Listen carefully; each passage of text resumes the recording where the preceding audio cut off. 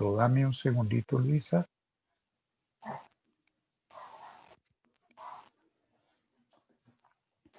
Listo. Dale. Buenos días a todos, especialmente Juan Pablo. Es un gusto tenerte hoy aquí. Vamos a dar inicio a nuestra última actividad del año, dándole la palabra a la coordinadora del Observatorio sobre Políticas de Autismo de la ANEL, Elida Ganosa, quien es miembro de la ANEL y de la MP, docente del Centro de Investigaciones y Docencia de Psicoanálisis en Lima. Luego, Elida le dará la palabra a Lisbeth y Lisbeth a Juan Pablo. Adelante.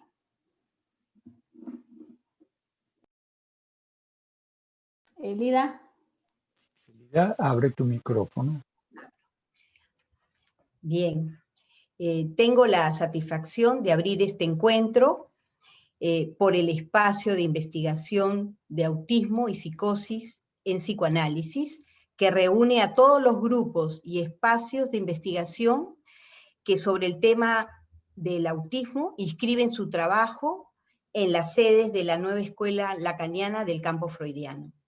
Ellos forman la base donde se apoya el Observatorio sobre Políticas del Autismo por la ANEL. Yo quisiera también mencionar que este encuentro de hoy ha sido previsto y organizado debido a que no nos hemos podido reunir como siempre lo hacíamos en Bogotá por la Semana del Autismo. Y que esta Semana del Autismo no ha podido ser por los problemas evidentes que nos ha causado la pandemia de poder trasladarnos a otros lugares en forma presencial. Por eso es que queremos presentar esta actividad cerrando el año para poder estar juntos y reunirnos y compartir con nuestros colegas y amigos el trabajo que nosotros estamos siempre tratando de difundir. Esta Semana de Bogotá siempre es auspiciada por la Antena Infancia y Juventud, que su directora es Lisbeth Ahumada, y también esta actividad de hoy está auspiciada por la Nueva Escuela Lacaniana, y ahí aprovecho para agradecer en este momento a Marcela Almanza, presidenta de la ANEL, y Raquel Kors, vicepresidenta, porque ellos nos han apoyado para hacer esta actividad y las otras también que hemos tenido durante el año. También a la Federación Americana de Psicoanálisis y Orientación Lacaniana, con su presidenta Viviana Berger, que siempre también está dispuesta a apoyarnos en los trabajos que nosotros realizamos. La primera semana de mayo en este año hicimos una actividad, y quisiera que ustedes también la conozcan, y que también estuvieron muchos inscritos, fue desafíos con el trabajo con sujetos autistas en los momentos de confinamiento. Y tuvimos como invitado a Iván Ruiz. La siguiente actividad que nos ha congregado a todo este espacio de investigación ha sido la presentación del libro Inclusiones y Segregaciones en Educación, un encuentro entre docentes y psicoanalistas, que ha sido la semana pasada, el jueves 3 de diciembre, y la de hoy, que nos acompaña Juan Pablo Lucchesi, con el tema El objeto autístico no es el objeto A. Le damos todas las responsables de los grupos y espacios de investigación de autismo, le damos la bienvenida. Nuestro invitado, Juan Pablo Lucchesi, es psiquiatra y psicoanalista en Suiza, miembro de la Escuela de la Causa Freudiana y de la Asociación Mundial de Psicoanálisis.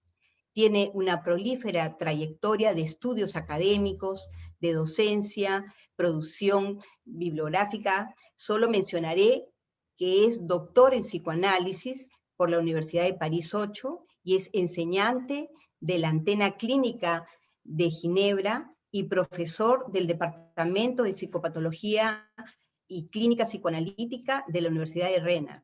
Le damos nuestra más cálida bienvenida.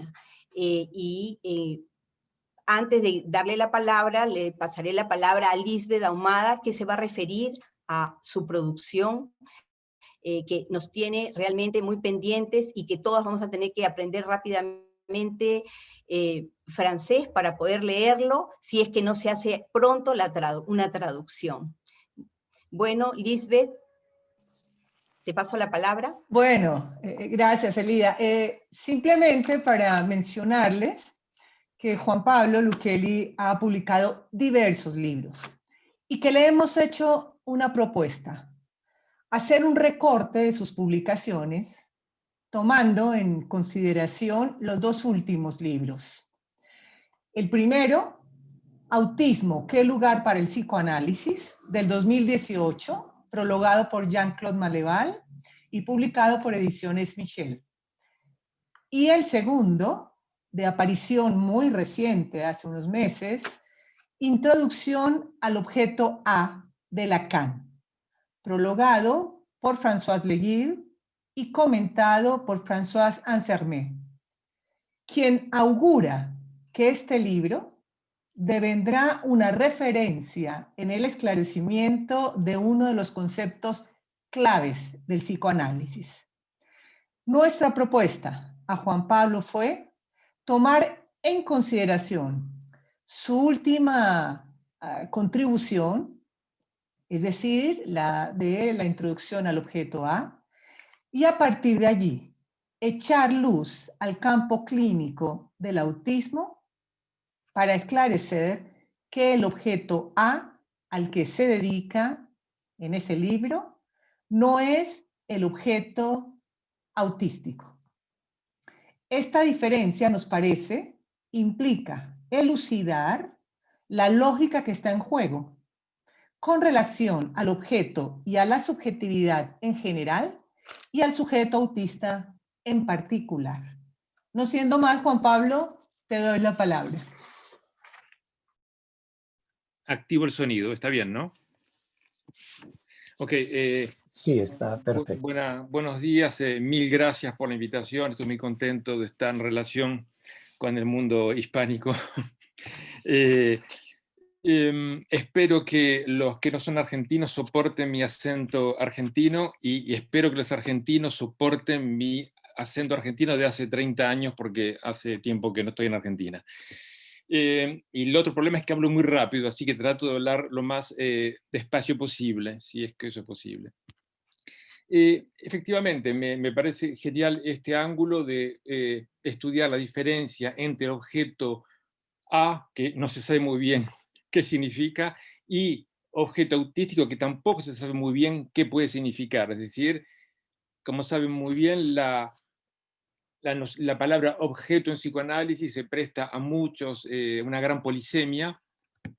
Definir el objeto en psicoanálisis es complicado, por eso en mi libro sobre el objeto A, que lo publicito un poco aquí, trato al inicio de mostrar, no hablar del objeto A, hablar del objeto en psicoanálisis y luego decantar la noción de objeto A. Por ejemplo, si tomamos Psicología de las Masas, Análisis del Yo, de Freud, también hay ya una idea del objeto. En los 3 ensayos para una teoría sexual hay una idea del objeto, el objeto pulsional o erótico. En la más generalizada degradación de la vida erótica, otro texto de 1912, hay otra noción del objeto erótico, por ejemplo, sin hablar del objeto fetiche, etcétera, etcétera. Es decir, no termina más la idea del objeto en psicoanálisis.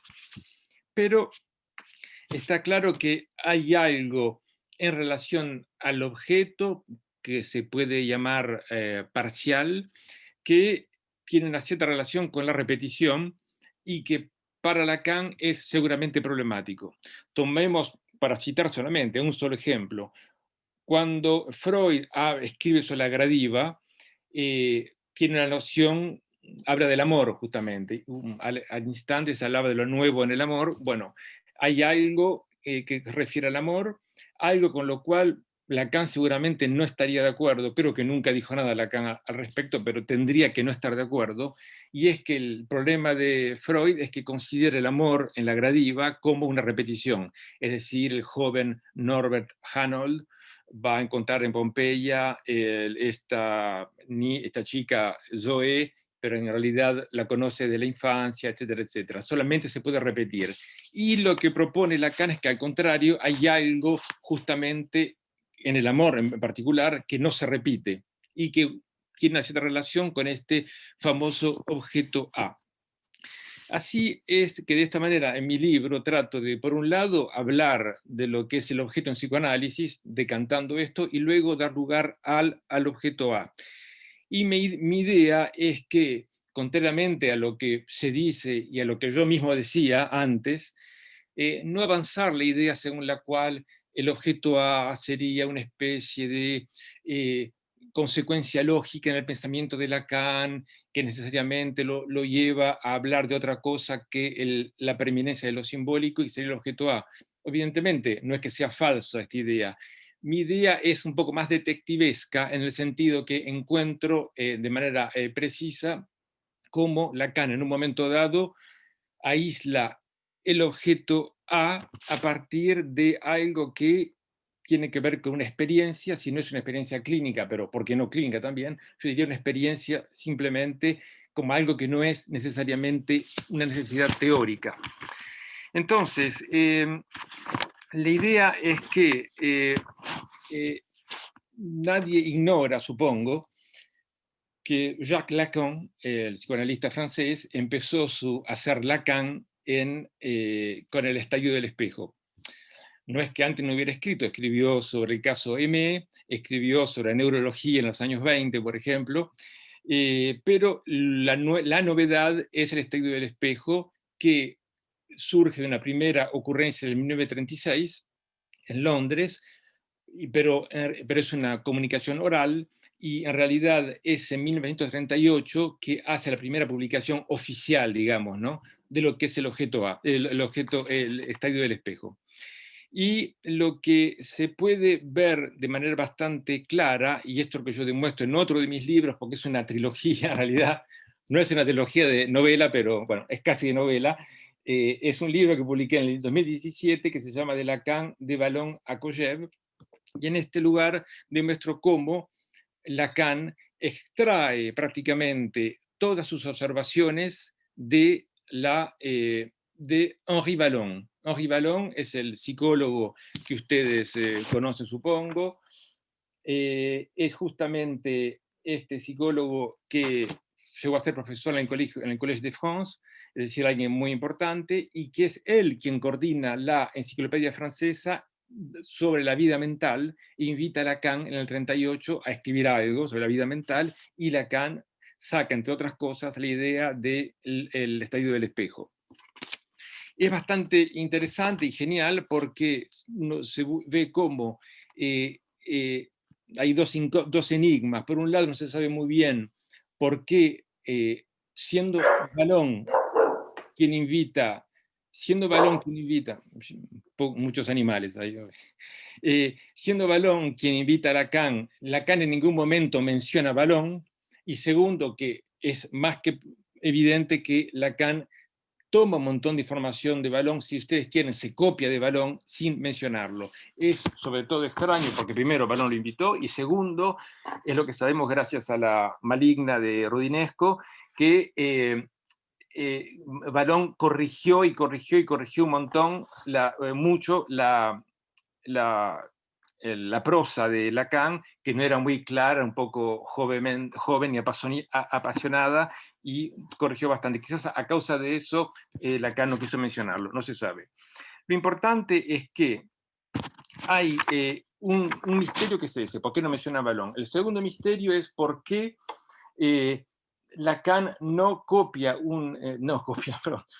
cita un punto fundamental, y que es que, si bien Vallon habla de estadio, no de estadio del espejo, pero un momento en el que la imagen del niño en el espejo es fundamental, ¿por qué Lacan no cita o no evoca en el 38 y luego en el 49 un momento clave que es lo que Vallon llama el momento en que el niño no solamente se reconoce en el espejo, sino que además se da vuelta para corroborar la mirada del otro.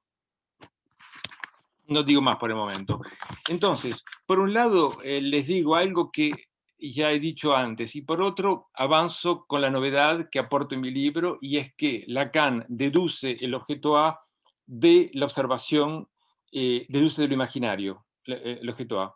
Esto hasta ahora no fue dicho por otros autores, pero no, de manera no muy clara, y me parece que es evidente que en un momento dado Lacan lo deduce de distintas observaciones clínicas, no se sabe muy bien de quién, quizás de colegas que trabajaban con niños, etc. Entonces, ¿cuál es el punto fundamental? Es que en un momento dado, en el 38, en el 49, Lacan habla del estallido del espejo y del momento en que el niño se reconoce, la famosa jubilación, no sé si se dice así en español, alegría del niño ante el espejo, y por esto Lacan insiste mucho, entre 6 y 18 meses el niño se reconoce en esta especie de reconstrucción imaginaria de su propio cuerpo, pero lo que agrega, lo que no dice el 38 y que lo dice Vallon en su texto, es que este momento en que el niño, estando enfrente al espejo, se da vuelta para ver quién está detrás.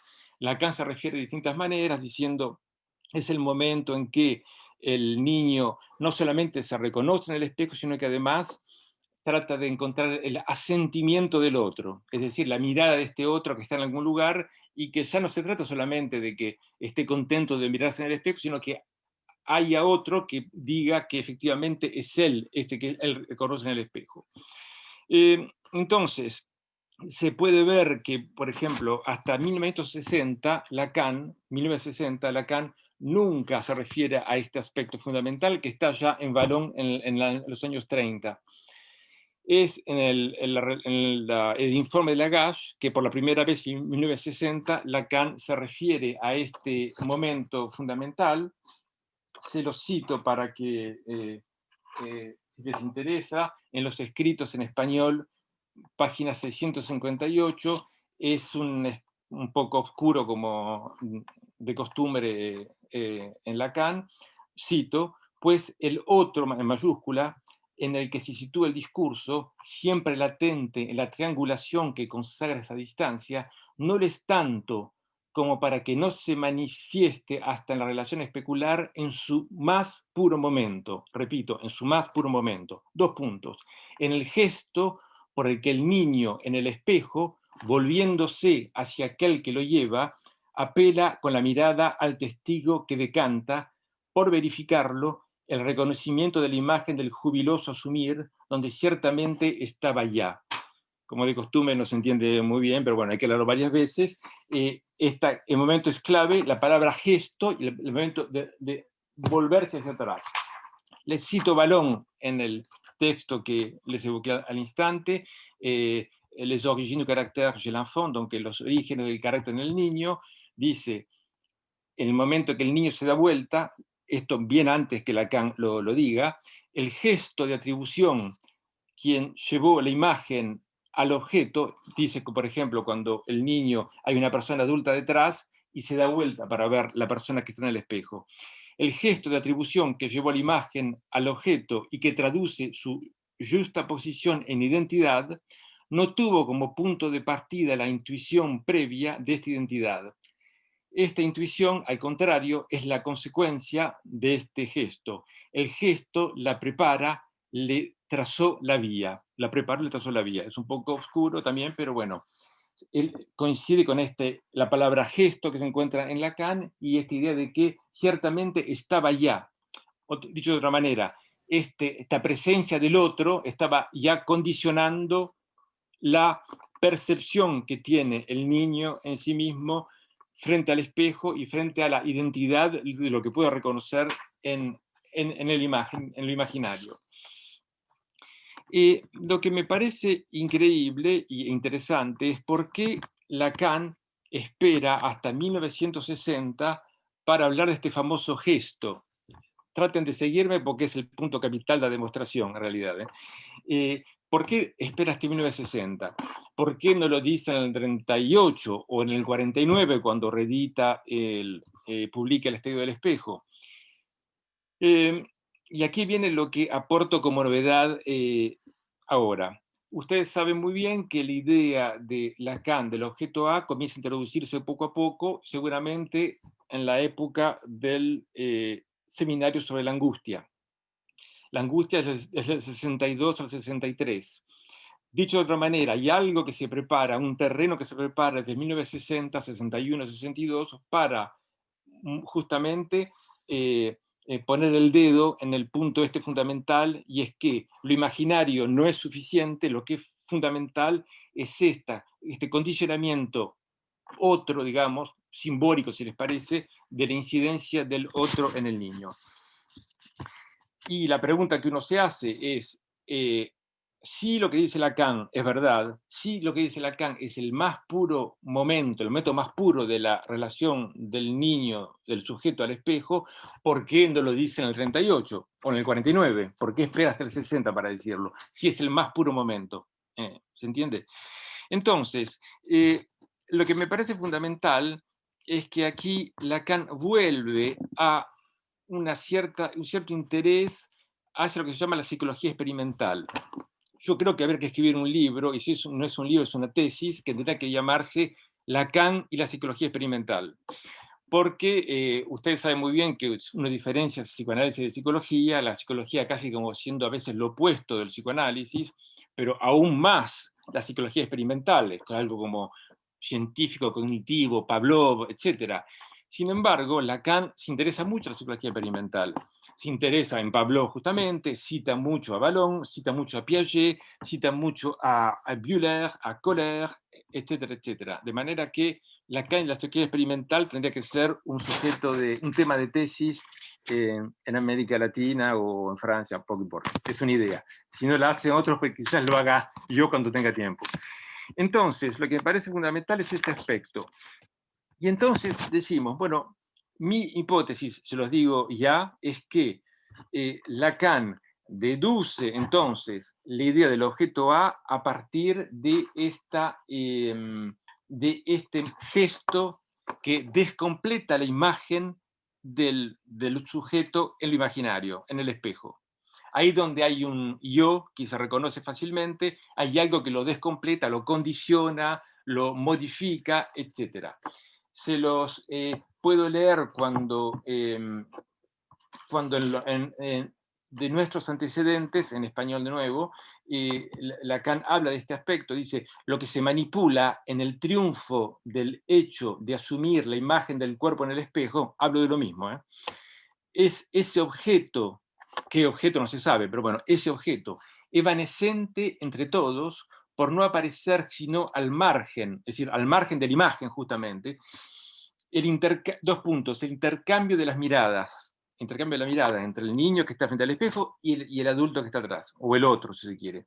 El intercambio de las miradas manifiesto en el hecho de que el niño se vuelva hacia aquel que de alguna manera le asiste, aunque solo fuese por asistir a su juego.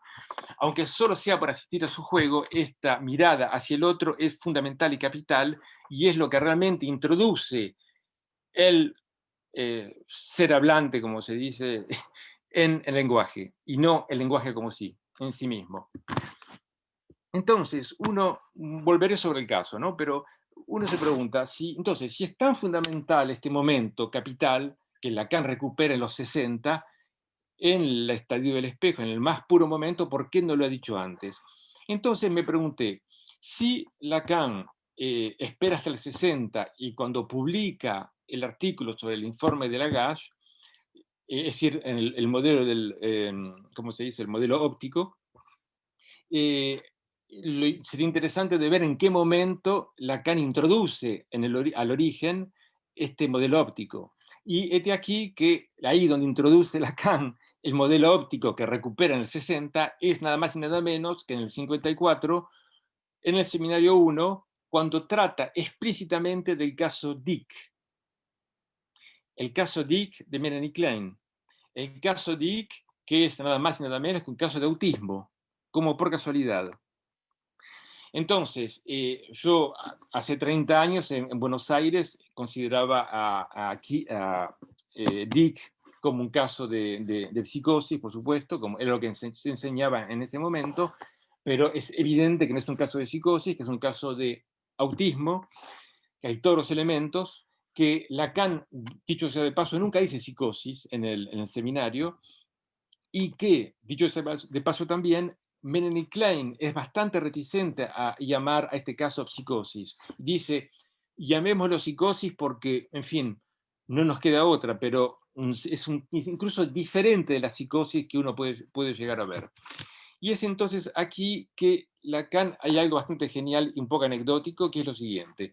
Lacan está en su primer seminario oficial, digamos, ¿no? En el de escritos técnicos, trata de demostrar cómo, impregnado por la dialéctica y Kojev, porque fue su maestro, su referencia, trata de demostrar cómo la cura psicoanalítica es una cura por la dialéctica, y segundo, trata de demostrar cómo en el caso Dick se trata de una especie de movimiento dialéctico que justamente de alguna manera es interrumpido por la brutalidad de Melanie Klein, pero al mismo tiempo ayudado por Melanie Klein. No está muy claro.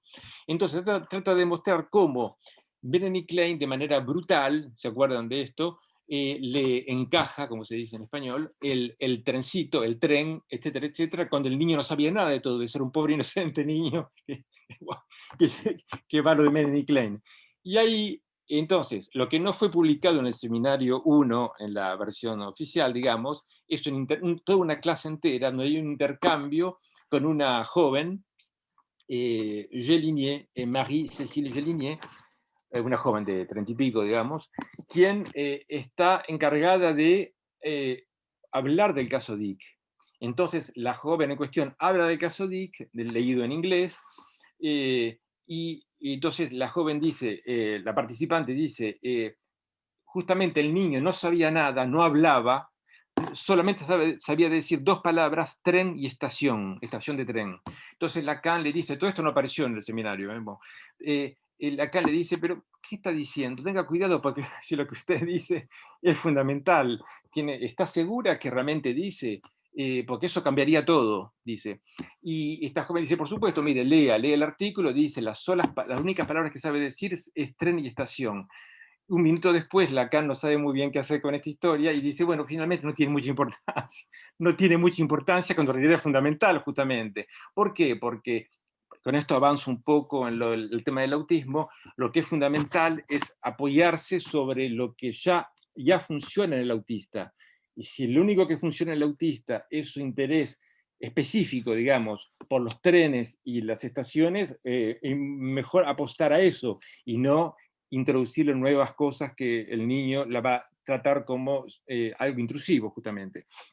Entonces, Lacan está en aprietos, sufre una especie de sesión corta con esta mujer, y bueno, se vuelve a su casa, y la semana siguiente y tiene que decir algo respecto a este tema que hubo, que se equivocó Lacan. Y lo que hace, como es Lacan y como es más genial que los demás, pare, o sea, en el sentido de parir, el esquema óptico, nada más y nada menos.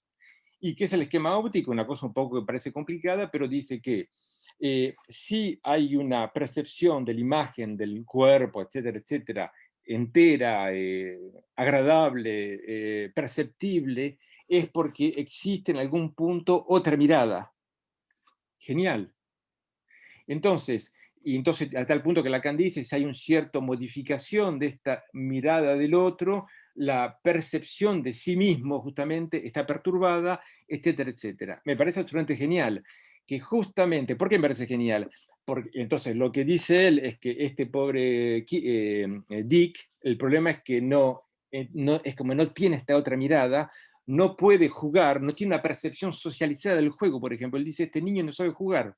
Bueno, y es ahí donde, ¿por qué es genial? Porque justamente es en el autismo donde ustedes no tienen este gesto de volverse hacia la mirada del otro.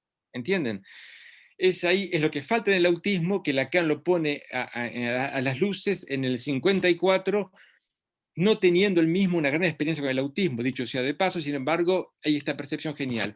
¿En qué cosa es genial? Y es que simplemente, esto es el 54, y hay que esperar hasta los años 90 para que la psicología cognitiva y experimental, por eso les dije antes, se ponga a hablar de la atención conjunta, joint attention.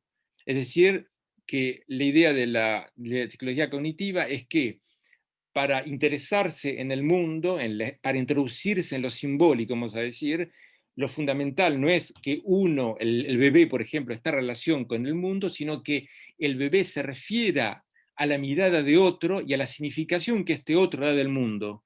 Es decir, es la teoría de la triangulación del deseo ternaria, como se dice en Lacan, dicho por los cognitivistas 40 años después, por supuesto, ¿no? 40 años después de Lacan.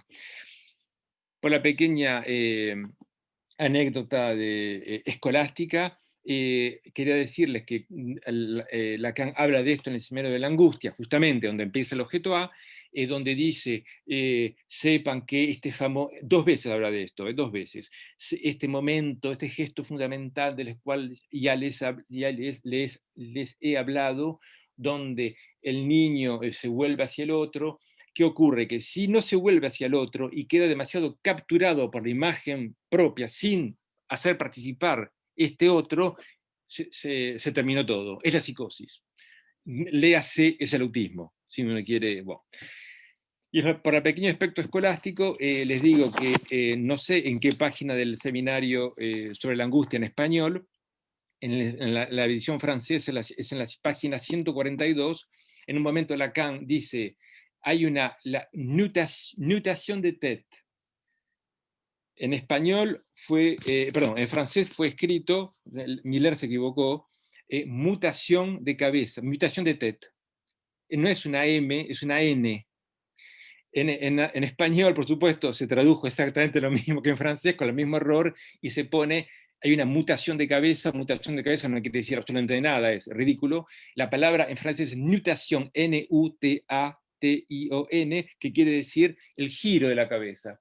Se usa cuando en la salida, en el parto, cuando se hace una nutación de la cabeza para que el niño pueda descolocarse del vientre materno. Entonces, nutación y no mutación.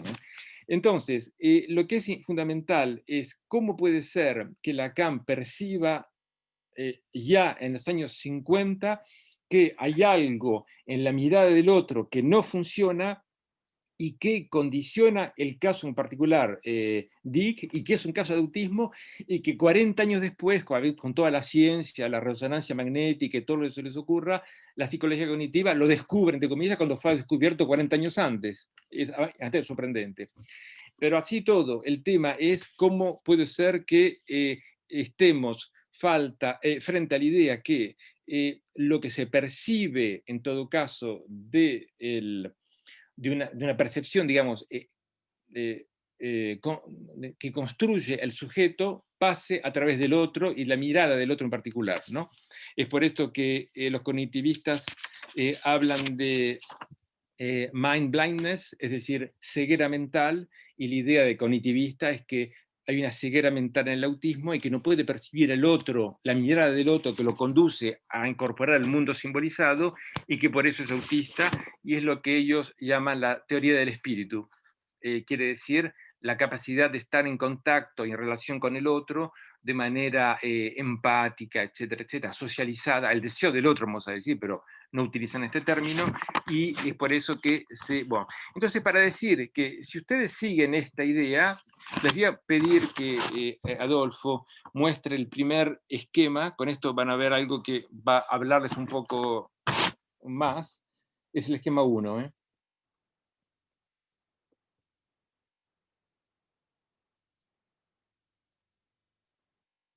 Bueno, este es el esquema de los cognitivistas, que es interesante, porque quiere decir que el A es el otro, o el adulto, si quiere, ¿no?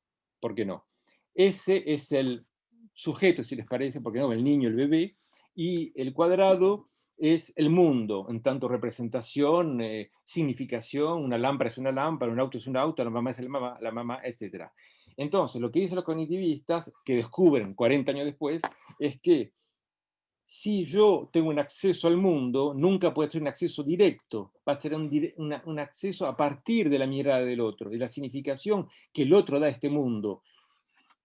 Incluso mi propio cuerpo, como tal, como imagen, que yo pueda incorporar mi propio cuerpo como siendo mi propio cuerpo, esto lo recibe como una significación dada por el otro y no un acceso directo. No hay una relación directa al mundo. Esquema 2, por favor. Adolfo.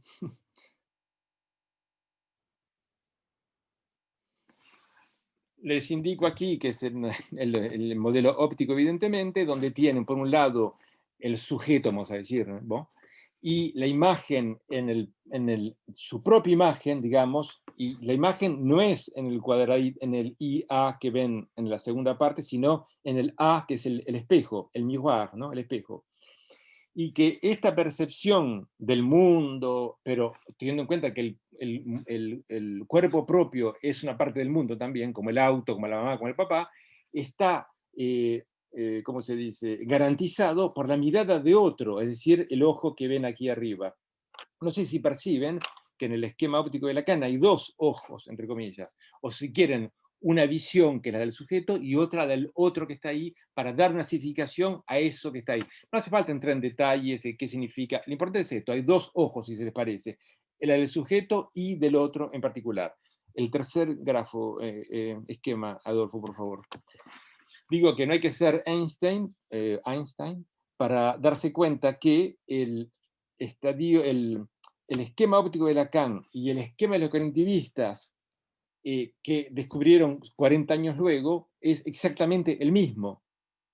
Por un lado, si ustedes pueden poner donde está el cuadrado, que es el mundo, el espejo del mundo con su significación, el espejo del mundo con respecto al propio cuerpo y a la imagen del propio cuerpo, y este ojo que da, que vaticina, ¿cómo se dice en español?, que garantiza que exista esta significación y que da la posibilidad de incorporar el niño, el sujeto, el bebé a este mundo significado, a este mundo significante en realidad. Bueno, entonces encontramos que aquí es la coincidencia casi punto por punto, es exactamente lo mismo. La diferencia muy interesante es que como los cognitivistas son muy cognitivistas, no pueden entender que en este cuadrado, que es la significación del mundo, está también y sobre todo la imagen del propio cuerpo, y que es lo que interesa a Lacan, por supuesto, ¿no? Creo que hay una imagen más, Adolfo, la cuarta. Es una cosa muy casera, ¿eh? Si a ustedes les parece que si la teoría del espíritu, según los cognitivistas, significa que la palabra y el significante, etcétera, está dada por la mirada del otro y por la significación que el otro da a esto, por ejemplo, la palabra, bueno, yo lo puse en francés, mesa, por ejemplo. Un niño sabe que una mesa es una mesa con la significación de la mesa, antes de saber que se llama mesa, sirve para hacer deberes, dibujos, para comer, etc. Porque hay otro que le significa que esto tiene esta funcionalidad, a tal punto que en el autismo sale funcionalidad del objeto, ¿no? Vemos bien que en el autismo justamente no hay esta percepción de la mirada del otro, que es lo que ya dice Lacan en el 54 respecto a Dick, y que la relación al mundo no se produce por esta vía de significación, de socialización, llamen esto como a ustedes les parezca, lo mismo, del deseo, y que se produce esta incorporación del mundo sin alienación. Dicho de otro modo, si en el primer modelo, que sería el no autístico, el neurótico, si les parece, o psicótico también, hay primero una alienación y luego una separación, en el sentido que el mundo tiene otra significación que el hecho de estar con la madre, por ejemplo, es lo que Menem y Klein llama la etapa, la fase depresiva, ¿no? Bueno, esto no existe en el autismo, donde la vía es completamente otra. Les puedo también decir que es muy interesante aquí la comparación con la psicosis, y es la razón por la cual el autismo no es la psicosis, no tiene nada que ver, es que justamente puede ser que haya una evitación, se dice, ¿no? Del otro y de la mirada, un rechazo, y que justamente esto en un primer tiempo funciona como, se incorpora al lenguaje como el neurótico, si les parece, y luego en un segundo tiempo, a los 15 años, a los 20 años, poco importa, hay algo que rechaza de esta imagen propia con toda la imagen, el signo del espejo, en la esquizofrenia, etcétera, etcétera. Es para decir que tienen dos modelos aquí completamente distintos.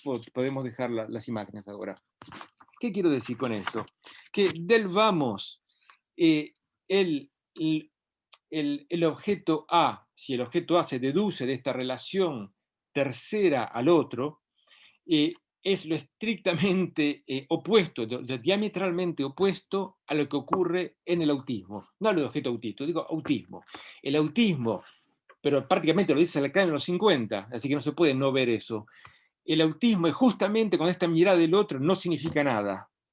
En todo caso, donde el sujeto autístico no usa este otro para apoyarse en él y abordar el mundo. Y tiene otras maneras de abordar el mundo. ¿Cuáles maneras? Y el tren, por ejemplo, o la estación, o los intereses específicos, etcétera, etcétera. La relación del autista, el niño autista, al mundo no pasa por el otro. Eso es lo que es fundamental.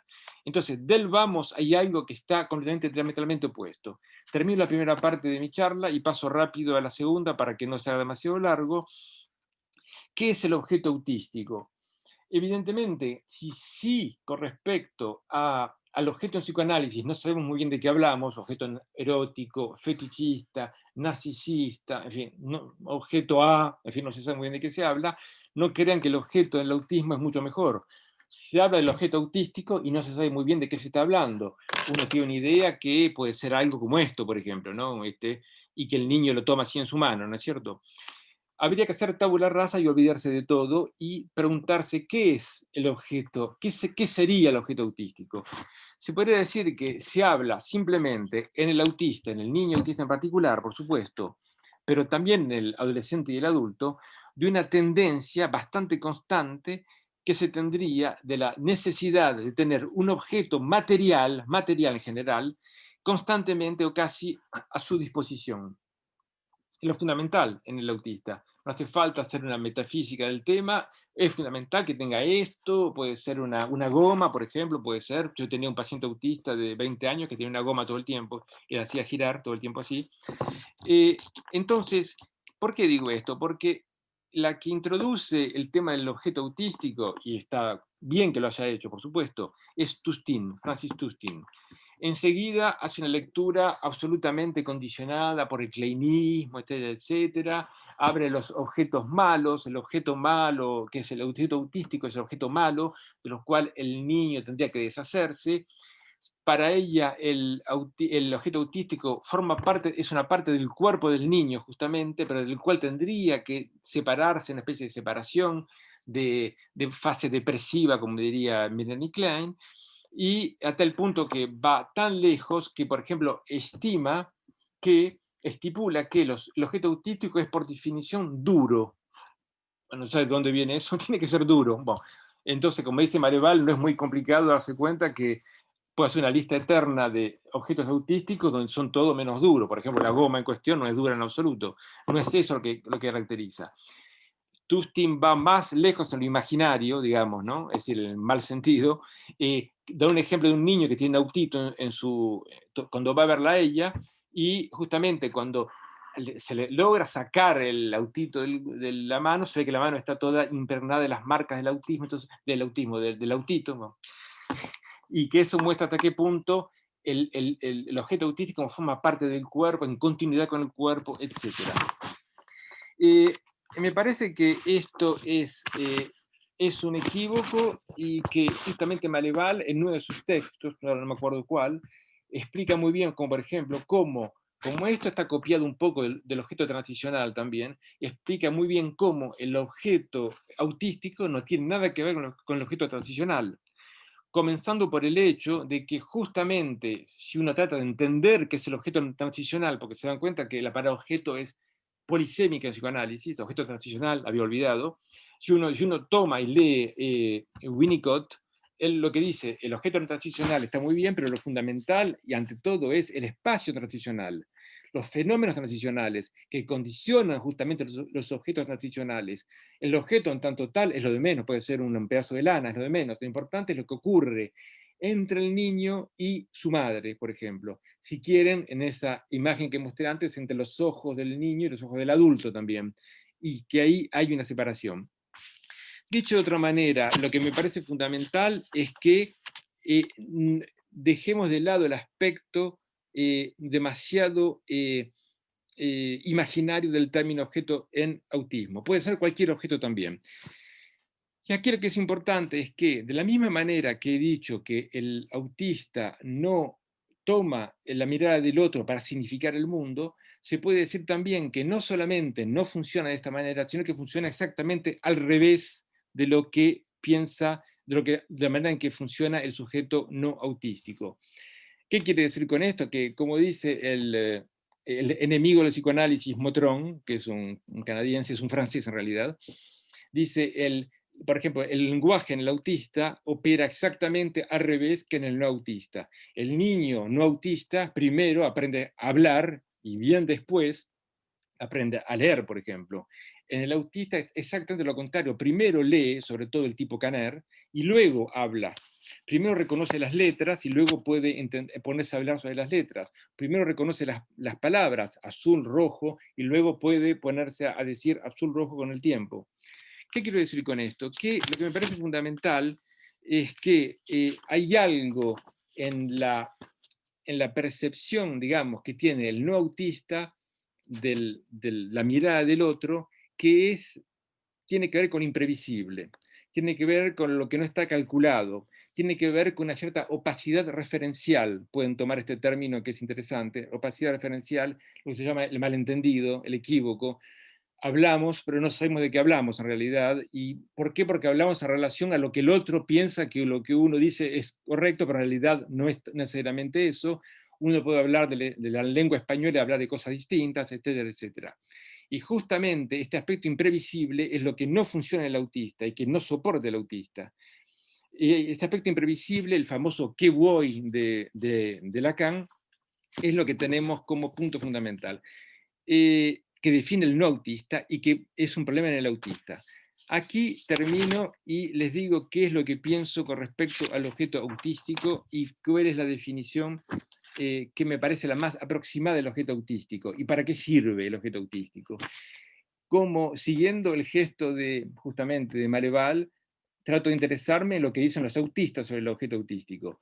Temple Grandin dice, no hay que sacarles el objeto al autista, otros autores dicen lo mismo, y aquí lo que dice una mujer muy interesante, Brigitte Harrison, es una mujer autista, que es asistente social, y que justamente habla publica un libro que se llama El autismo explicado a los no autistas, no, a nosotros, digamos. Y entonces dice en un punto, habla del objeto autístico, interesante, y dice, traduzco, ¿por qué el autista tiene siempre un objeto en la mano y por qué rechaza dejarlo? Respuesta. Un objeto que se tiene en la mano es considerado de manera errada como un objeto de transición, supongo transicional, ¿no? Para el autista se trata más bien de una marca o de una medida estable que lo ayuda a identificar su propio cuerpo en el espacio. Fin de la cita. Me parece absolutamente genial como idea, es decir, que el autista tiene una ceguera mental, como dirían los cognitivistas, no puede estar en la percepción del otro, y el otro es demasiado caprichoso para lo que él puede soportar, y el mundo puede venirse abajo, pero si este es tu objeto autístico, él será siempre el mismo. ¿Entienden lo que quiero decir? Este objeto que es el mío y que yo no puedo despojarme de él, puede haber un tsunami, por ejemplo, emocional, afectivo, perceptivo, que este marcador verde va a ser siempre un marcador verde. Entonces, me parece que es la verdadera definición del objeto autístico, es la manera que tiene el autista de estar en lo que se llama la sameness, la mismidad, es decir, que en algún punto las cosas no cambian. justamente no hay esta elasticidad del neurótico con respecto al otro, esta modificación, esta percepción social modificable fácilmente que tiene el equívoco en el lenguaje, etcétera, el deseo.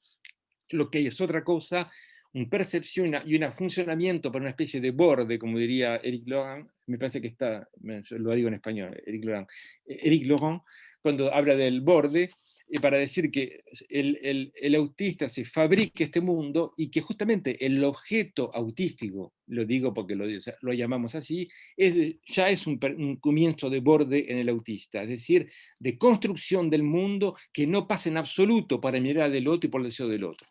Termino aquí.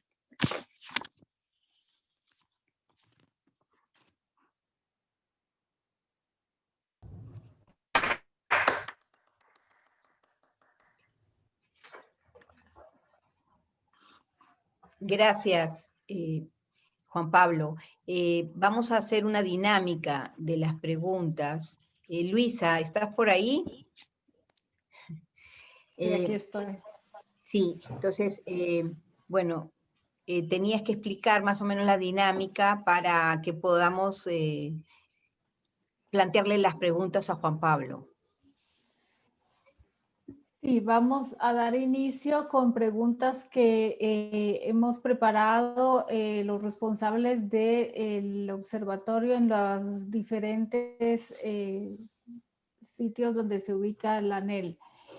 Y posteriormente pasaremos la palabra a quienes hayan levantado la mano. Ya están en lista José Fernando Velázquez y Reiner Ríos.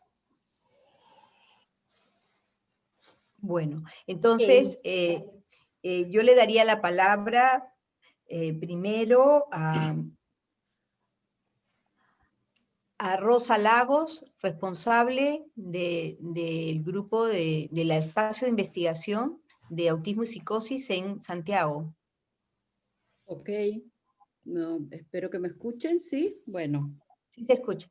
Perfecto. Mi pregunta va por el lado de pensar cómo se produce el enganche al otro en el autismo si no cuenta con el objeto A, entendiendo que el objeto A en la clínica, bueno, es quien permite, ¿no?, el encuentro con el otro en esa búsqueda. Entonces, en el autista, si no cuenta con eso, ¿cómo se engancha al otro? Es que el objeto autístico de alguna manera podría hacer una aproximación al otro, ¿y a qué otro? ¿De qué otro hablaríamos?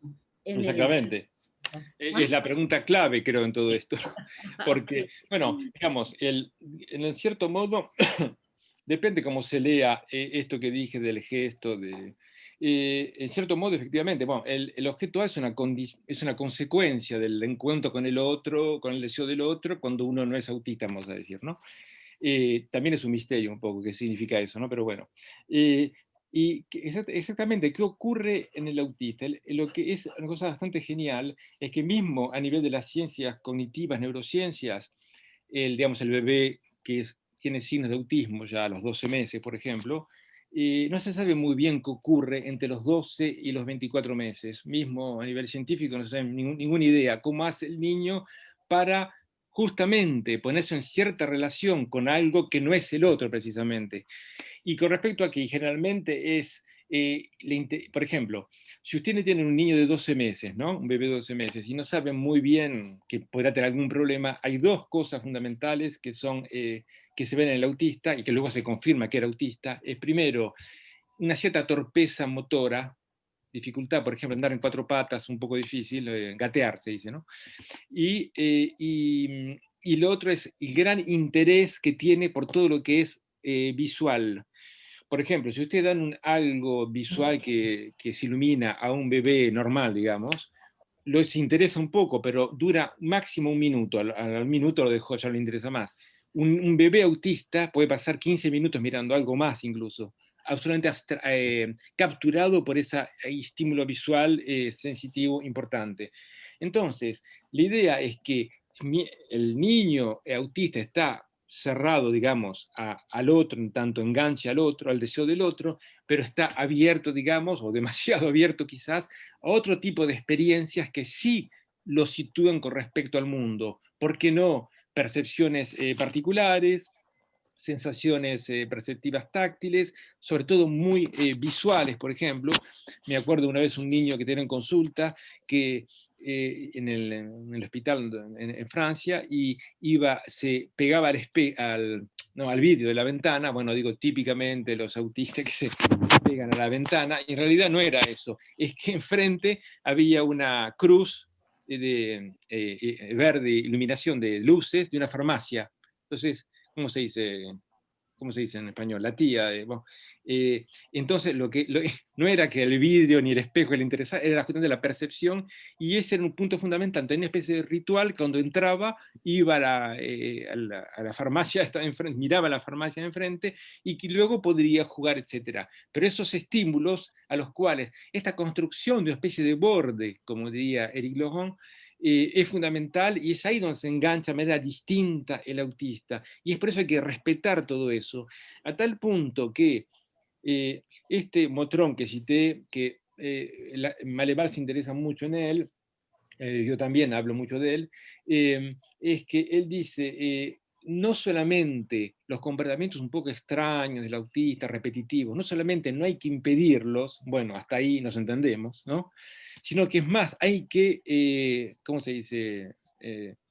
Hay que felicitarlos en un modo, hay que insistir que sigan con su comportamiento autístico, Favorecerlos. favorecerlos, exactamente, favorecerlos, encourager en francés, pero no sé, no me salía, favorecerlos, porque así se puede partir de algo y construir algo, porque justamente ahí es donde el autista es fuerte, justamente. Entonces no se trata de dar dos puntos, digamos, fortalecer los puntos débiles en el autista, que es el comportamentalismo, sino más bien fortificar los fuertes, justamente. Y luego, a partir de ahí, hay una cierta incorporación del otro, por ejemplo.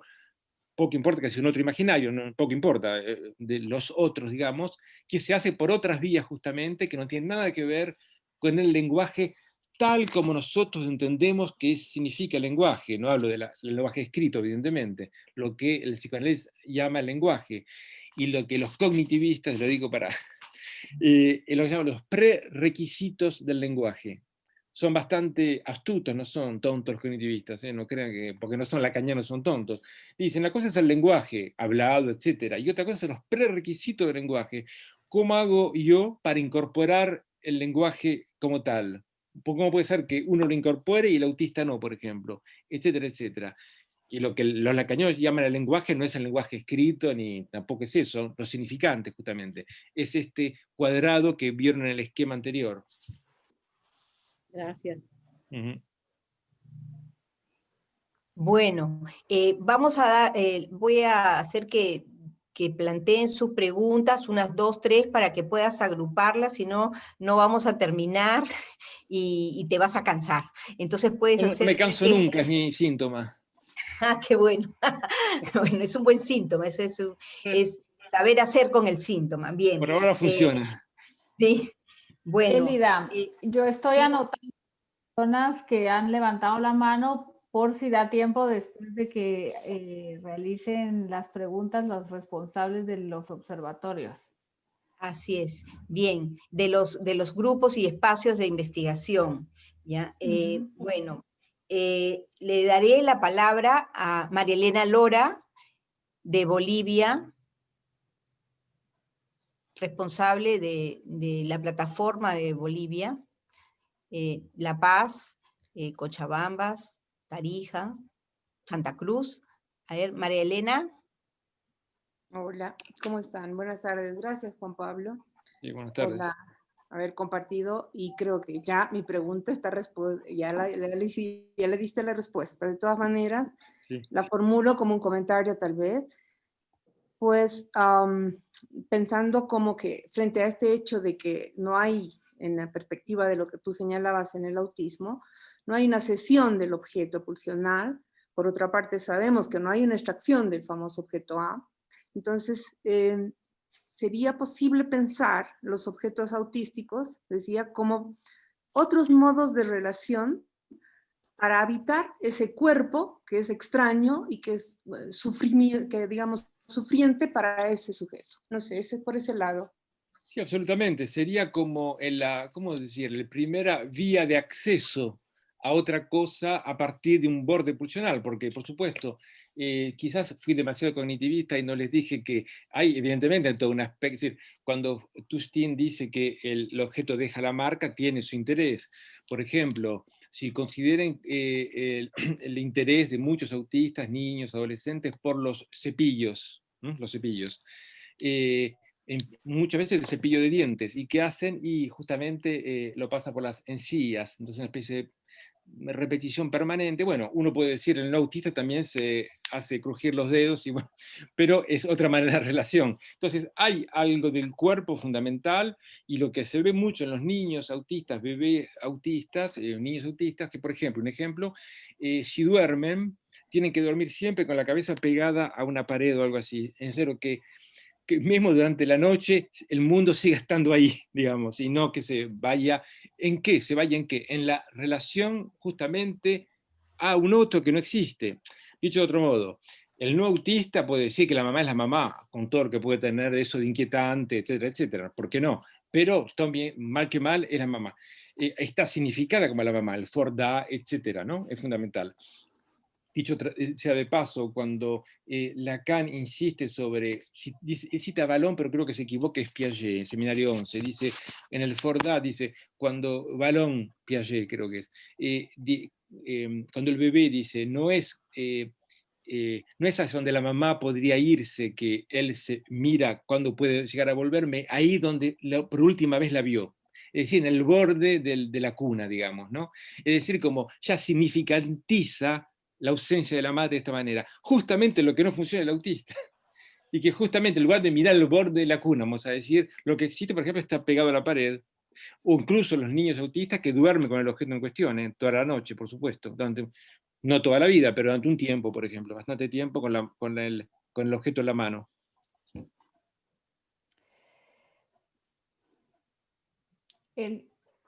Bueno, también Lisbeth Ahumada quiere plantear una pregunta.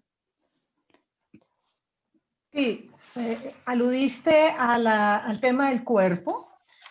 Pensaba que en ocasiones vemos a niños tratar partes del cuerpo como objeto. Y creo que finalmente entraría en la definición de ser tangible y de estar a disposición.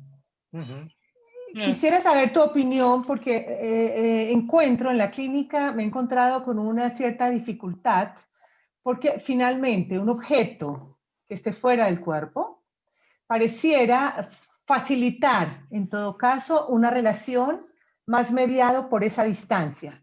Cuando se hace objeto del cuerpo o se toma una parte del cuerpo como objeto, encuentro una dificultad mayor. Quiero saber tu opinión, tu experiencia al respecto. El problema es que tomar una parte del cuerpo propio como siendo un objeto no es algo privativo del autista. Quiero decir, todo el mundo sigue a un adulto tocándose la nariz, etcétera, en permanencia, y no solo la nariz. Entonces, es un poco difícil de ver la distinción por ese lado. A mí me parece interesante, sin embargo, lo que tú dices, porque esto es manera de utilizar el cuerpo. La famosa manera de, es increíble realmente, porque se habla de algo típico del autista de 2 años, 3 años, es que, por ejemplo, si usted toma un objeto o dibuja, poco importa, el niño lo que va a hacer, en lugar de hacerlo él, agarra su propia mano y se lo hace hacer al adulto, ¿no? En realidad entonces uno dice, en última instancia, considera al otro como siendo un objeto, lo cual tampoco es muy simpático decir eso con respecto al autista. En realidad es una especie de forma de ecolalia, no es la ecolalia, por supuesto, pero lo que estoy investigando ahora es una cosa capital, y es la importancia de la ecolalia, y que fue descrita en los años 80, en el autista, ¿no? En el autismo, porque es la manera fundamental que tiene de incorporar el lenguaje, y no solo el lenguaje. Lo que es fundamental es que ustedes saben que, una pequeña paréntesis que les hago ahora, es que hay en los verdaderos autistas tipo Kanner una especie de secuencia de incorporación del lenguaje, y siempre la misma, siempre la misma. Es primero un mutismo total, hasta los 3 años más o menos, luego ecolalia, a los 3 años y medio, inmediata o diferida, inmediata cuando usted habla y repite con una caja de resonancia, o si no, tiempo después. Luego, a los 4 años y pico, inversión pronominal, interesante, porque por ejemplo, el niño de 4 años autista va a decirle, ¿quieres un chocolate? Él quiere un chocolate, pero como alguien le dijo ya, quiere un chocolate, la manera segura de tener un chocolate es decir, ¿quieres un chocolate? Y lo de la mano es exactamente lo mismo. Entonces, una vez más, ahí el lenguaje funciona también como borde, es decir, que lo que ya funcionó para otro, él lo toma directamente como tal, es decir, copiando exactamente.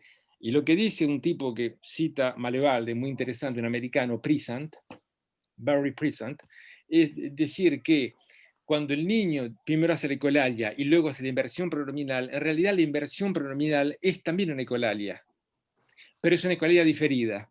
Y por eso es genial la construcción nunca van a tener un niño que primero haga la inversión pronominal, quieres un chocolate, y luego a la ecolalia, es imposible. Primero la ecolalia siempre, y eso hace el lecho, digamos, la cama, de lo que va a ser luego la...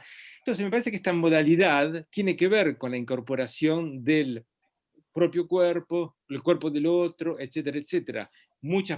Se habla mucho del interés, justamente con respecto al cuerpo, del niño autista con respecto al espejo, pero no al espejo de Lacan, otro espejo, y es justamente una manera de hacer corresponder la imagen, por ejemplo, se mueve así, y cada vez es él. Cuando está aquí es él, cuando está aquí también es él. Esa misma percepción, me parece loco, pero es así, le da una coherencia y una previsibilidad al niño autista y también a su propio cuerpo, en la medida de lo posible. Cuando se ve en el espejo, cada vez es él, digamos. Pero necesita el espejo para darse cuenta, no sé si se entiende, no es la incorporación del cuerpo a través del lenguaje patatán y patatán, que también ocurre de manera problemática, por supuesto, ¿no? En el no autista, sino que es como que si el espejo tiene que estar todo el tiempo ahí para que sea justamente su propia imagen. A menos durante un tiempo, no toda la vida, pero... Luisa Aragón tiene una pregunta. De ella es del grupo de investigación de la ANEL Guatemala. Bueno, al elaborar el póster, por eso tiene estos aviones, fue tomado de una viñeta clínica que presenté el año pasado, cuando Jean-Pierre Roulon estuvo en Bogotá, y él marcaba una relación entre el objeto autístico y la lengua. En realidad no me quedó claro. Si pudieras tú ampliar un poco ese punto y esa relación entre el objeto autístico y los intercambios en la lengua. Es un poco complicado porque primero habría que una vez más reducir al máximo la polisemia. ¿Qué se entiende por la longo? No es muy complicado, no es muy fácil. Ustedes saben muy bien que justamente Lacan dice la longo con respecto a la, no sé si en español se dice así, la lalación, no se dice así, ¿no? La leo. La leo. Bueno, en el francés la lalación. Es decir, que el niño ya, y de modo, entonces, la idea es que la leo es una primera manera de incorporarse ya a algo del lenguaje, sin necesariamente todavía estar, es una especie de prerequisito, digamos, para hablar como los cognitivistas, sin estar necesariamente en los significantes propios de la lengua. Ahora bien, ¿qué relación justamente tiene el autista con respecto a la langue y la langue? Es complicado. Por ejemplo, es bastante común que la persona no autista, digamos, tenga ciertas palabras de la lengua materna, justamente, que quedan marcadas, ¿no? Por ejemplo, un autor francés interesante decía, por ejemplo, en el francés se dice por suerte, ¿no? Se dice heureusement. Y el niño, el hombre cuando era niño, pensaba que era heureusement, pas heureusement. Es como que había incorporado un pedazo de palabra solamente. Y ya es un aspecto de la lengua. Pueden hacer lo mismo ustedes con la lengua española. ustedes hablan correctamente español, hicieron estudios, pero quizás les queda alguna que otra palabra que la madre decía de esa manera y ustedes siguen utilizándola y quizás no es la más correcta. Bueno, entonces, en cierto modo, se puede decir que el autista tendría, si existe la lengua en el autista, es problemático, es que hay una cierta, ¿cómo se dice?, represión de la lengua, la lengua. Y lo que prima, se dice, lo que predomina es la lengua. De ahí que para el autista es fundamental que una palabra quiera decir una sola cosa y no otra. No equívoco, no polisemia, no objeto autístico, por ejemplo. Y ahí es interesante porque Éric Laurent, en l'École de la Cause Freudienne, el 2019, o 2018 creo, dio un curso sobre el autismo y citó un ejemplo que yo le di. Es de un niño de 4 años, muy inteligente, autista, y bueno, muy interesado por las letras magnéticas, ¿no?, en el pizarrón, no, A, B, C. Entonces, bueno, sabía todo de memoria, perfecto, por supuesto, pero tenía un problema con la letra W, porque si la letra W la das vuelta es una M, entonces cada vez que llegaba a la W era un problemático, ¿M o W? ¿De W o M? ¿Por qué W? Bueno, entonces eso es lo que no soporta el niño autista. Entonces, la lengua como lugar del equívoco, de la dificultad, de la polisemia, de la opacidad referencial, etc., por el autista no va, está claro. Y evidentemente lo que necesita es la lengua, la manera más estructurada posible. Luego, la pregunta que uno puede hacerse es la siguiente, y esto lo discutía con Jean-Claude Milner, que es lingüista, ¿no?, después de todo, y dice, uno podría suponer que muchos autistas eligen la lengua y dejando de lado la lengua, que es más bien problemática, y que hay otros que quizás eligen la lengua, con un lenguaje un poco extraño, y la lengua la dejan de lado. Lo importante es que haya un referente significante, permanente, y que sea inamovible, es decir, que no sea equívoco y que no sea imprevisible. Me parece que es lo fundamental, porque es eso lo que no va con el borde que inventa el autista para estar en el mundo. Entonces la pregunta es un poco problemática. ¿Qué se entiende por la lengua? Si es una categoría fija, se puede decir que, bueno, como todo ser hablante, hay una relación fija y permanente, ¿por qué no? Si tenemos idea de la relación que tiene el autista más o menos estructurado, bien estructurado, con respecto a la lengua, generalmente es la represión de la lengua, no quiere saber nada con eso. Puede incluso bromear con eso, porque el autista, no sé si saben, tiene experiencia con adultos, se presta mucho al humor. Ahí siempre existe el humor, ¿no? Yo tenía un paciente que seguía, cada sesión con él era un chiste de algún modo.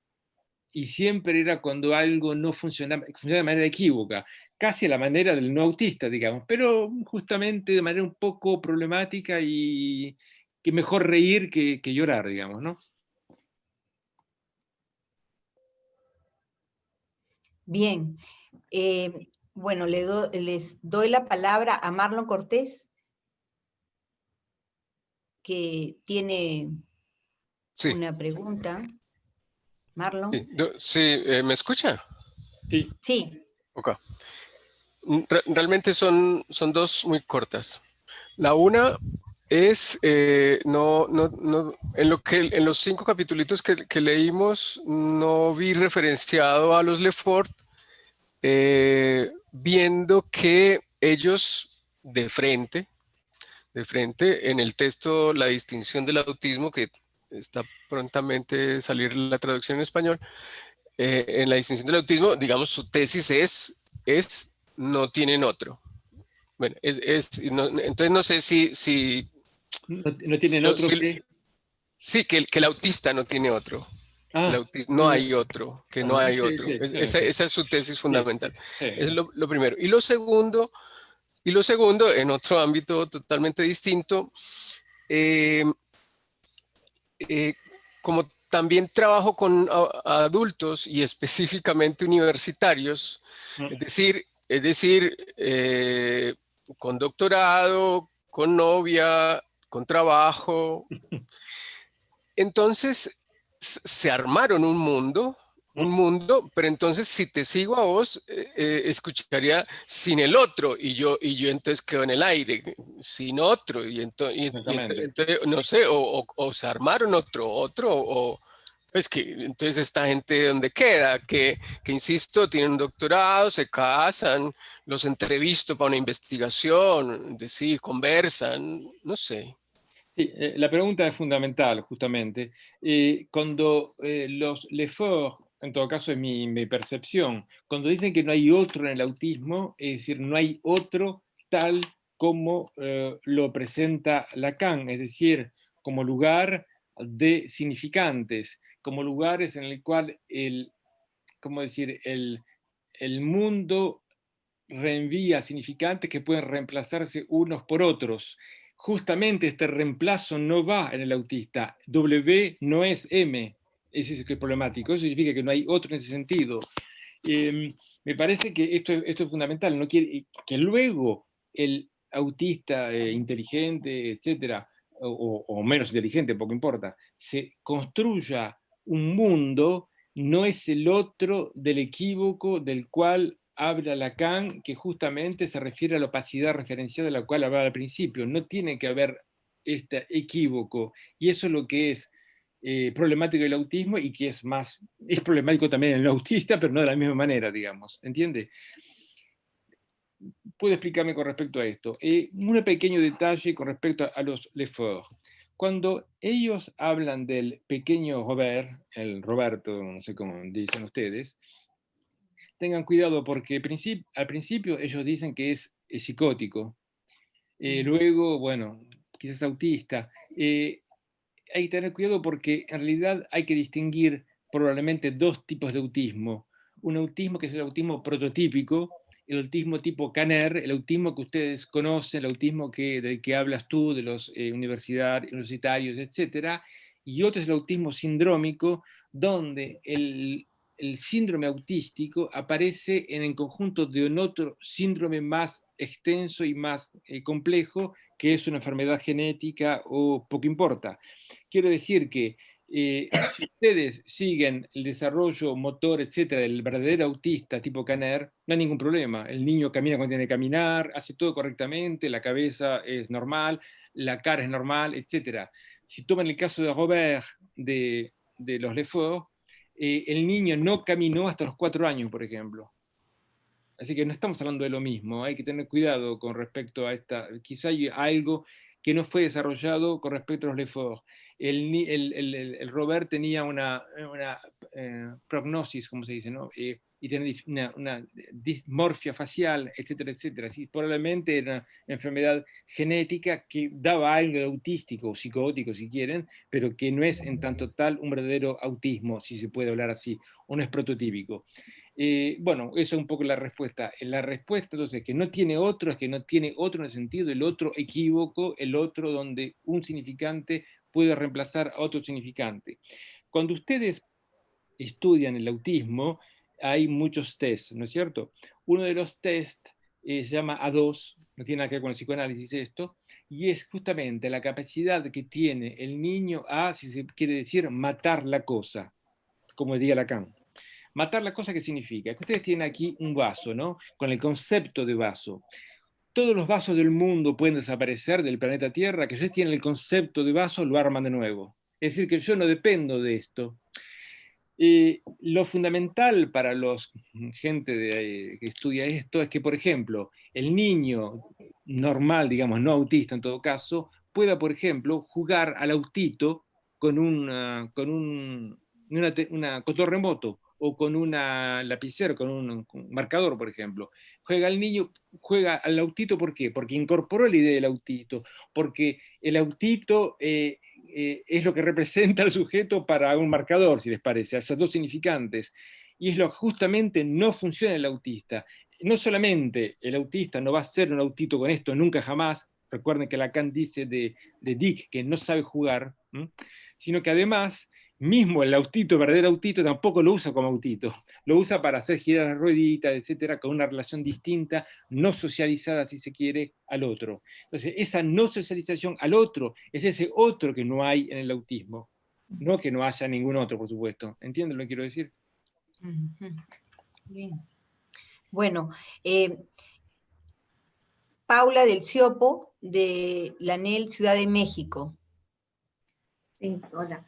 Bueno, en uno de los capítulos del libro Autismo, ¿qué lugar ocupa el psicoanálisis?, usted habla de un fenómeno de transitivismo permanente en el autismo, que se diferencia de, por ejemplo, el transitivismo en la psicosis, ¿no?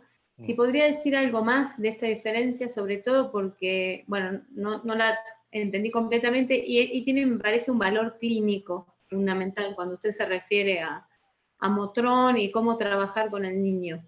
Me parece fundamental la pregunta. Hoy día creo que diría otra cosa, no diría transitismo permanente, me parece que no está muy bien dicho.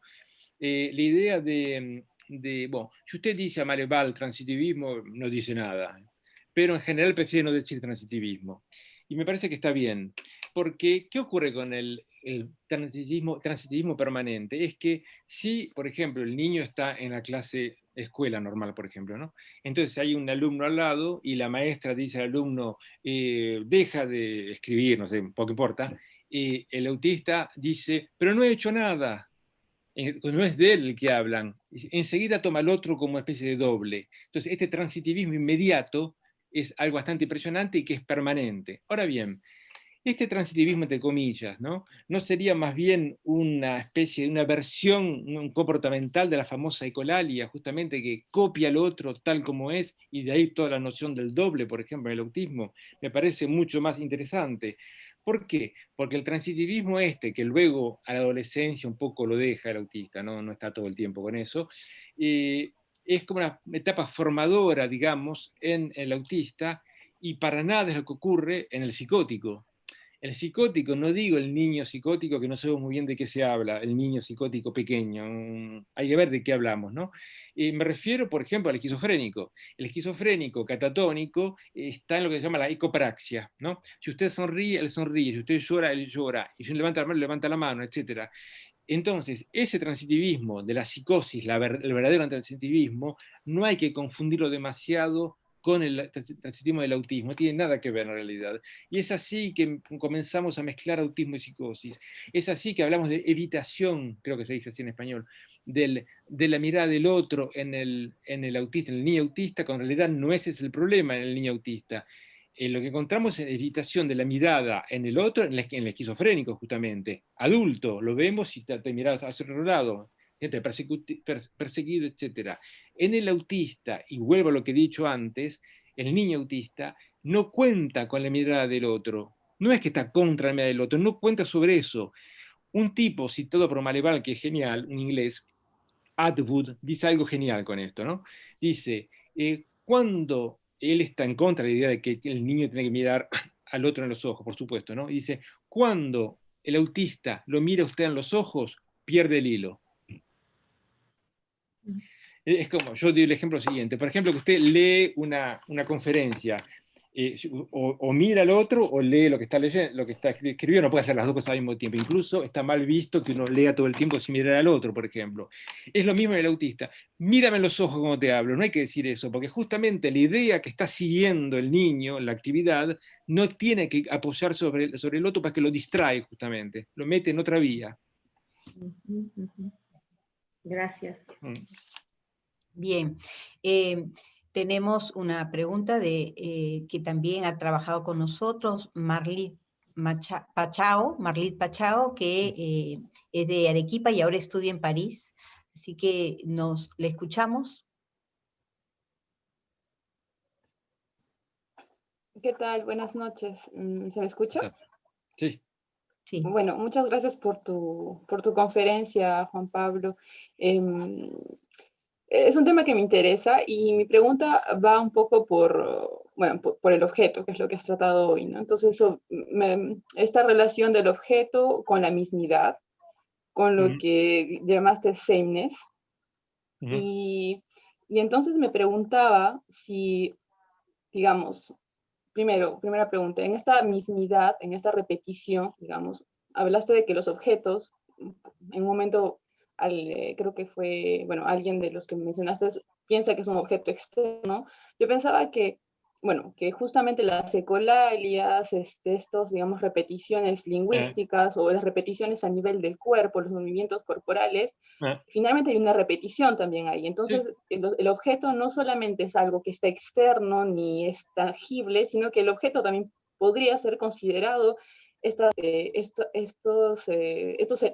fenómenos a nivel lingüístico y corporal, porque finalmente, cuando tomamos cuenta los testimonios de muchos autistas y tal vez los que hemos podido recibir sujetos autistas,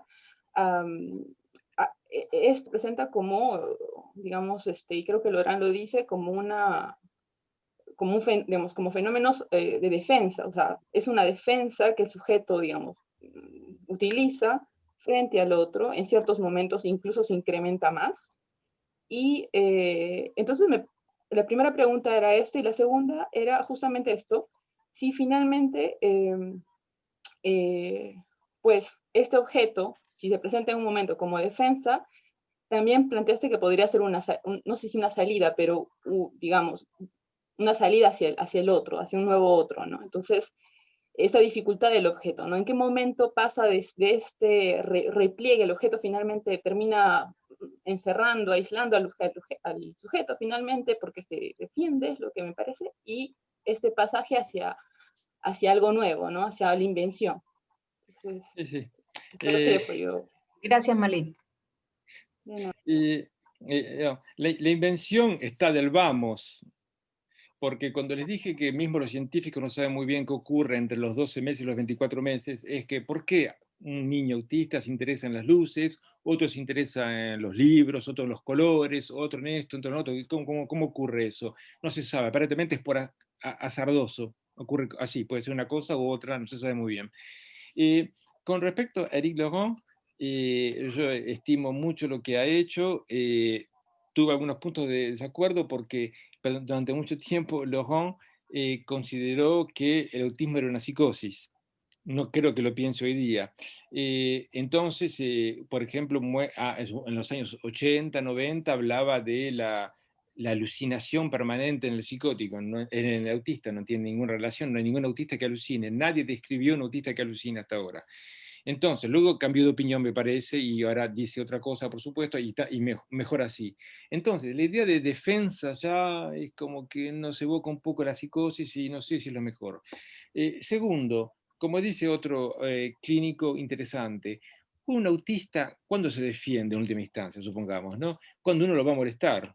Si uno lo va a molestar, no hay ningún problema. Si uno es astuto como Melanie Klein y va con el trencito porque él abra el trencito, no hay ningún problema, al contrario, lo incorpora rápidamente y fácilmente. Si uno va a engancharle otra cosa, encajarle otra cosa que el niño no le interesa lo más mínimo porque está por fuera de sus intereses restringidos, ahí es complicado y puede incluso venir agresivo, porque no, a mí me ha ocurrido incluso que uno me mordió una vez, porque era a tal punto con su tema, era verano y me mordió el brazo, que en el momento me mordió, porque no quería... Bueno. Entonces, pero es porque uno lo va a molestar también, porque uno quiere que sea de otra manera, porque uno llega un momento que no puede soportar fácilmente el interés restringido. A mí me parece terrible, porque vieron cuando Lacan dice que el psicoanalista tiene horror de su acto. ¿Qué quiere decir? Que en el fondo, en algún punto es como el psicoanalista que quisiera decir, si el paciente se separó de su mujer, diría, bueno, escuche, no esté triste, salga con unos amigos por ahí. Bueno, pero no eso es lo que uno tiene que decir, ¿no es cierto? Porque uno caería en la socialización, en la empatía, digamos. Y es lo mismo que ocurre, creo, con el autista. Si uno parte de la idea que tiene que fortalecer algo de lo que son los intereses restringidos del autista, es duro realmente, luego sesión, que sea exactamente lo mismo. Hace 6 meses hacía lo mismo, sigue haciendo lo mismo. Es bastante duro, y mismo si uno la tiene clara, como se dice en Argentina, es bastante difícil. Entonces, me parece que eso es por un aspecto. El otro aspecto, usted dice la mismidad, tú dices la mismidad. En realidad, esas repeticiones en el autista forman parte de la mismidad. ¿Por qué los niños autistas tienen la tendencia, por ejemplo, cuando hay unas rejas, ¿no? ¿Vio? Pasar y pasar y pasar, porque son regulares. Todo que él tiene una especie el niño autista de gran facilidad para detectar todo lo que es regular. Por ejemplo, en la biblioteca hay varios libros, entonces hay algo que le interesa. O detecta libros que son iguales, por ejemplo. Entonces, bueno, yo me acuerdo, mi hija es autista, y cuando tenía 2 años, que yo todavía no sabía que era autista, casi 2 años, había tomado en mi biblioteca varios libros que se parecían, porque era el mismo color, por ejemplo, y los había puesto en línea, porque hago tipo de autista, alineados, ¿y qué está haciendo esto? Y ya estaba con una especie de gran habilidad por todo lo que se parece, y por todo lo que es regular.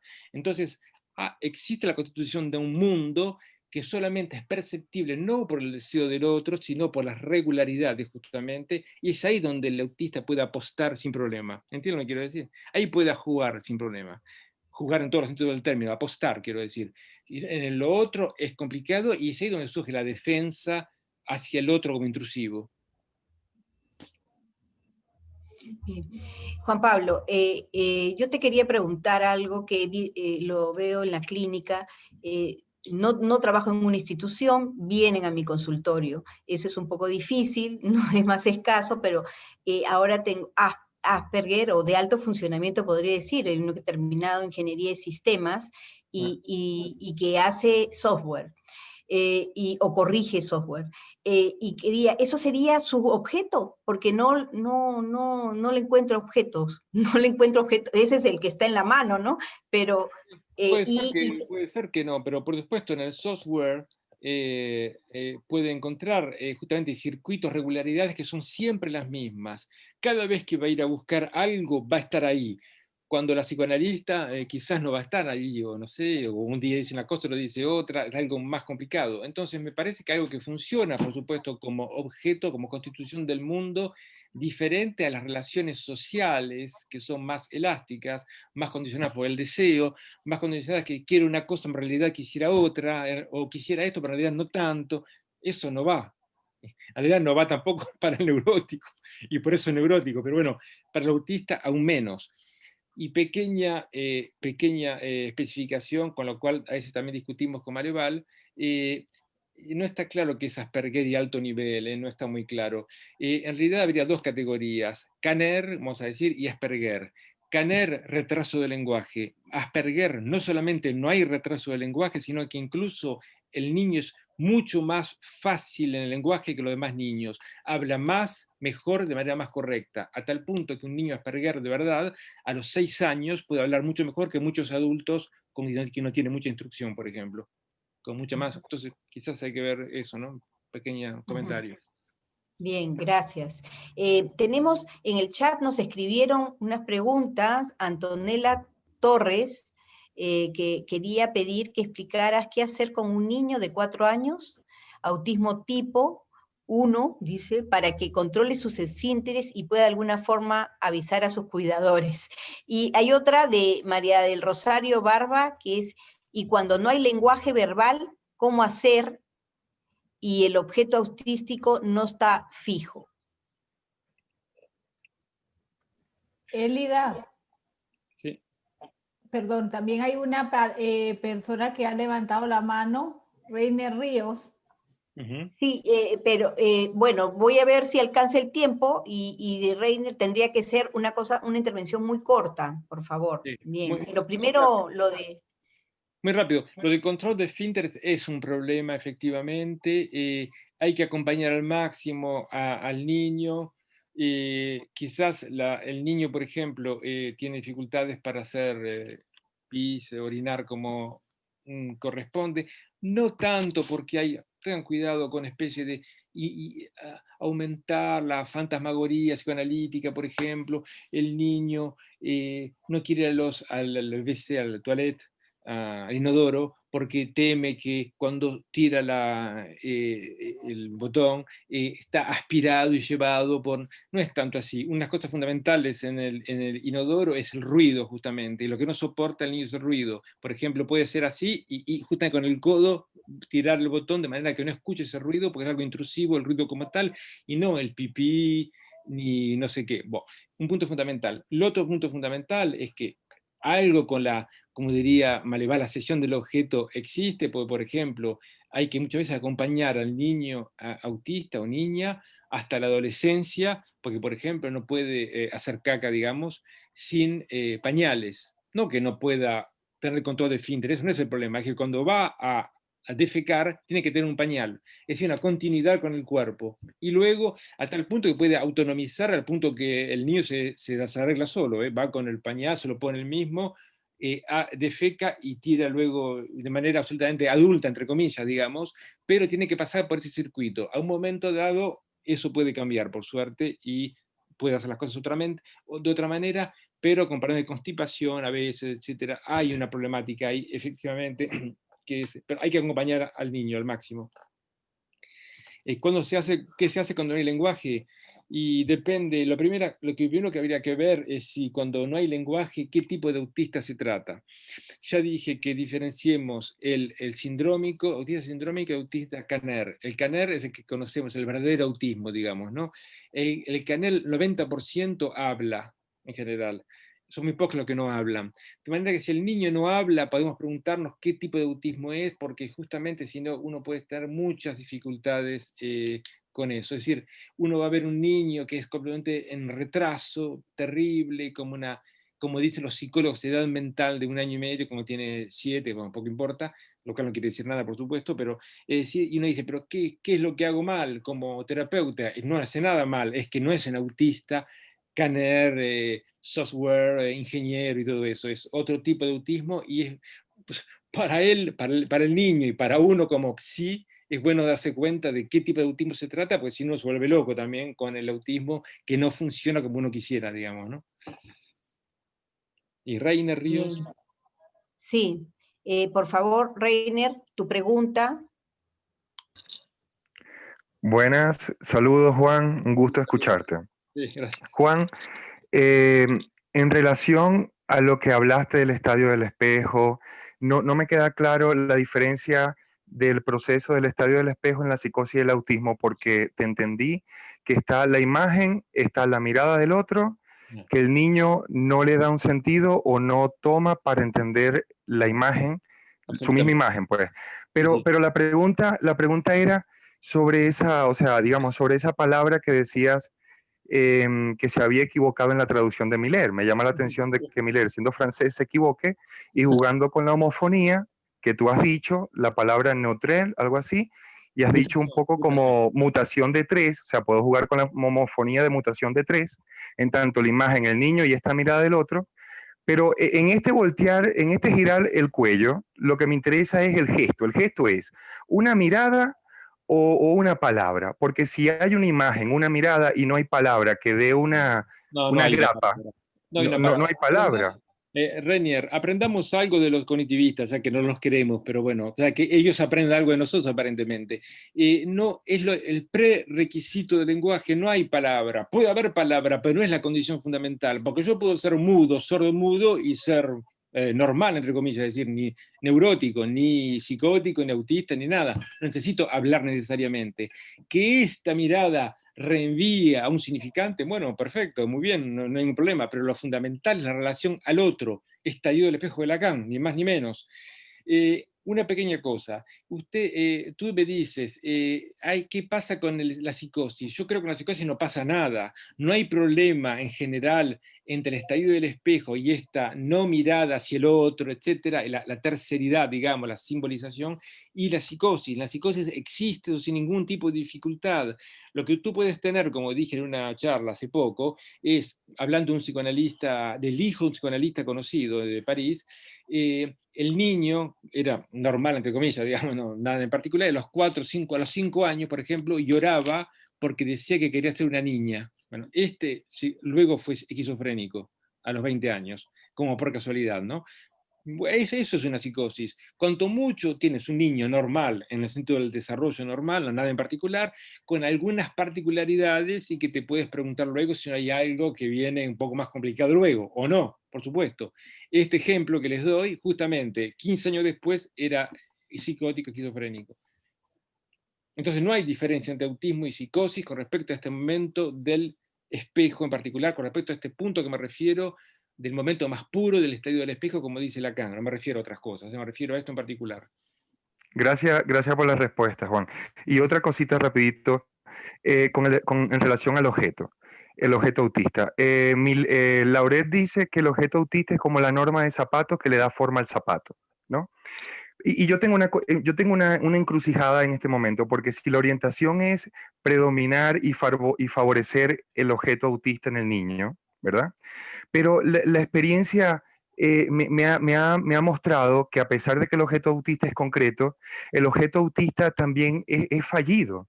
O sea, digamos, no es una solución completa para el niño autista. Pongo un ejemplo.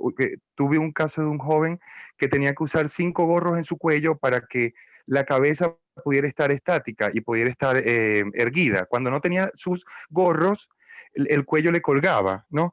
Pero lo interesante es que le hacía bien los gorros, pero el joven trabajaba constantemente, persistentemente para hacer existir ese objeto que le daba un poco de estabilidad a su cuerpo, ¿no? Sí, Y me llama la atención que el autista nos muestra que el objeto, tanto autista, por muy concreto que sea, es fallido, igual que en la neurosis, y que no hay una solución. Sí, no tenemos ya mucho tiempo, por favor. Ya con una pregunta habíamos acordado. Suficiente. Okay. Juan Pablo, ¿pero quieres responder eso? No, digo que lo que dice Reiner va en el mismo sentido de lo que dice la Brigitte Harrison. Es decir, el objeto autístico le da una orientación en el espacio al cuerpo del autista. Entonces aquí lo de la gorra es justamente el tema. Sin esto el cuello se le cae, etc. Me parece que va en el mismo sentido de lo que he dicho hasta ahora. La horma, se dice, ¿no? Horno, del zapato, no lo sé. Hay que tener la idea siguiente. Hace poco estuve en Suiza aquí hablando de autismo y una mujer que tiene una hija autista también decía, bueno, en el fondo no hay instrucciones de uso con el autismo. Y yo dije, sí, está bien, pero al mismo tiempo se puede decir que cada autista tiene sus instrucciones de uso, son mode d'emploi en francés. Y me parece que eso es fundamental, respetar el mode d'emploi, las instrucciones de uso del autista, porque es ahí donde podemos apoyarnos, y esto no significa que uno, en tanto terapeuta, no pueda enriquecer justamente esto. Si el niño se interesa a los colores, luego proponerle otras cosas que vayan en el sentido de los colores y que aumentan su mundo simbólico, sus actividades, su cultura mismo, ¿por qué no decir? Mira, estamos llegando ya al final de esta excelente disertación, Juan Pablo. Como dice Maleval, yo creo que tú, lo que él hace en una presentación de tu trabajo, que dice que empuñas la pluma para hacer valer el interés de un trabajo psicoanalítico en el sujeto autista, pero que se requiere de ser arriesgado y ser valiente también, para poder conversar con otros discursos, y creo que lo que nos has enseñado es a estar abiertos, a poder escuchar, leer a otros, los experimentales, los cognitivos, los cognitivistas, porque eso también hace que podamos tener ciertos puntos de interlocución, y también esto nos ayuda a formarnos, ¿no? Y tener una amplitud de criterio y acercarnos a otros abordajes, porque el psicoanálisis es uno más, pero está con otros, y que podríamos trabajar también sin levantar tanta defensa, creo yo, ¿no? Creo que es muy importante lo que nos has planteado hoy día. Esperamos contar contigo para otras ocasiones, y trabajar como ya te ha propuesto Lisbeth y Marlon, creo, sobre este libro, que sería interesantísimo tenerlo en español, ¿no? Perfecto. Traducido, ¿no? Y por otro lado, también es importante mencionar que todo esto, esta plataforma ha sido, hemos podido estar presentes gracias a Adolfo Ruiz, que también quiero agradecerle, porque él es el que se ha bancado con todas las peticiones y todo, y siempre pues se apuntan un montón, y a veces no todos se acercan o entran al Zoom, pero luego hay un trabajo de mandar las invitaciones, y todo eso es todo un trabajo, y el apoyo que ha tenido Adolfo Ruiz con el observatorio y con el espacio de investigación de autismo es muy importante, y le agradezco. Gracias. Entonces, Lisbeth, ¿quieres decir algo para despedir?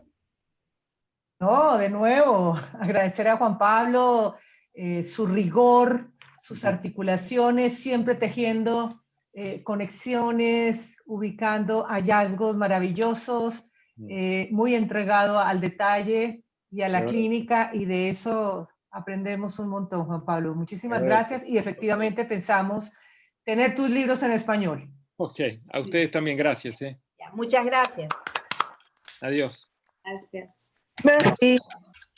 Chao, hasta pronto. Chao. Hasta pronto, muchas gracias. Gracias. Muchas gracias. Muchas gracias.